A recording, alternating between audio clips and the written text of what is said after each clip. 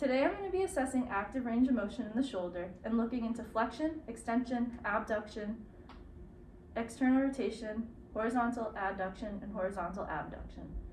Active range of motion is a way for us to assess how far the joint moves, as well as the quality of the movement against gravity. We are checking to see the patient's active range of motion in the shoulder joint and see if it's within expected range, and also to assess any impairments that may be present.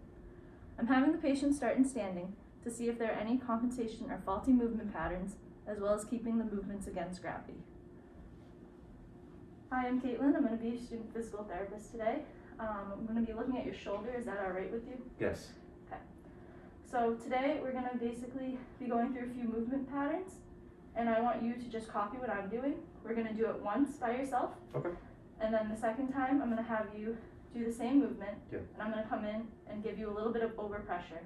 Okay. And the reason I'm doing overpressure is to assess if they're actually at their full range, as well as the end feel that I should be feeling.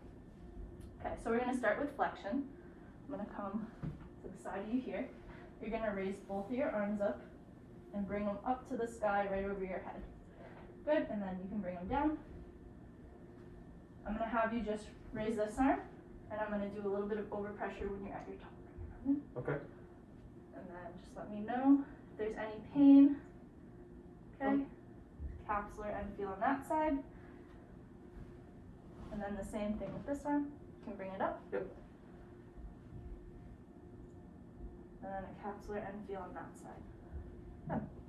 The next thing I'm going to have them do is go into extension. So I'm going to have you turn and face this way, just so they can see. You're going to bring your arms behind you, just like this. Okay. Good. And then you can come back down. You're going to bring this arm back. Good. We'll do some overpressure. Good. And then I'm going to have you do the other arm as well. Thank you. Go ahead. And then we'll do slight overpressure. Good. All right. I'm going to have you face back towards the camera. The next thing we're going to do is external rotation. So you're going to bring your hands out like this, like you're driving, and then keep your elbows in towards your stomach, and you're going to bring your arms out to the side. Good. All right, and then go ahead and do it on one side. And I'm just going to give you some overpressure. Good. Capsular end feels.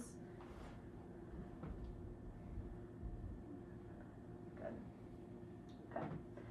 While you're standing this way, I'm going to have you do abduction.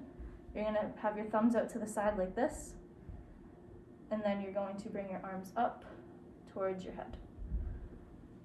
Good. And then back down. And you're going to go ahead and do this shoulder for me.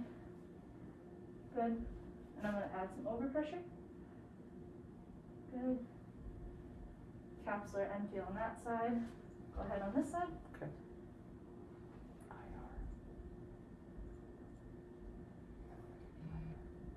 Good. All right.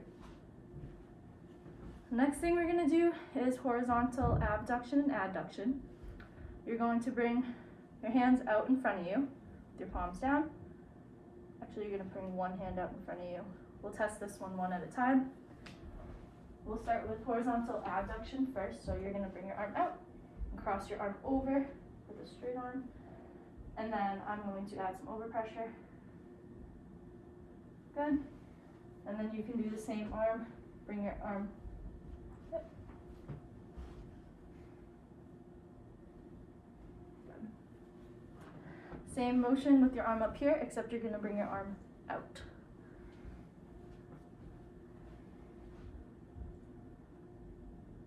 Good.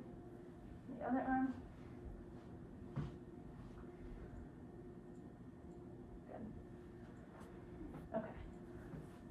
So all of his end feels were capsular, except for his horizontal adduction. It was a soft tissue approximation, so it would be a soft end feel. All of his ranges of motions in the directions that we did were all normal. You could also assess this with a goniometer. And